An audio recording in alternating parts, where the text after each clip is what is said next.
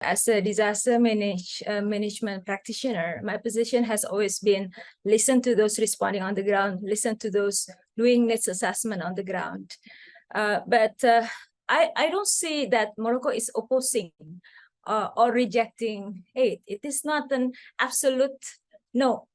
It's actually a yes, but, you see, so there's a difference.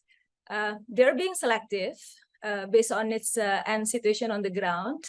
And the government is trying to exert leadership in managing international assistance. So it's a good sign. The government is also functioning, willing to help their own people, unlike in other parts of the world when the so-called authority is the source of major violence and the source of the humanitarian catastrophe and weaponizing it. So the context is different in the case of Morocco. But at the same time, I know that in Morocco, we are racing against time.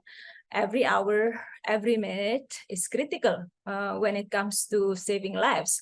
But we should also consider the capacity in the country, be it at the local, be it at the national level, as well as the partner organization, those that have been inside the country or those who are residing in the country. This should also be considered as in-country capacity.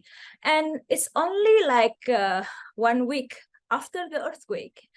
So the situation is very fluid, and at a later stage, when the capacity is overstretched, or when the government declares that they're moving into recovery or rehabilitation stage, they may welcome more international assistance, not search and rescue teams, obviously, but other forms of assistance. And in this situation, I must say that sometimes it's not healthy, to continue debating whether it is political or not when certain offers are rejected. The better approach to me is to continue to be on standby, to continue to assess the situation on the ground, the needs on the ground, what the country may need, and to see how to fill in the gaps. Now, you're experienced in Southeast Asia, and that the region has many disasters each year. You told me earlier that it's much more difficult to receive assistance than to give assistance. Can you elaborate on that? What do you mean by this?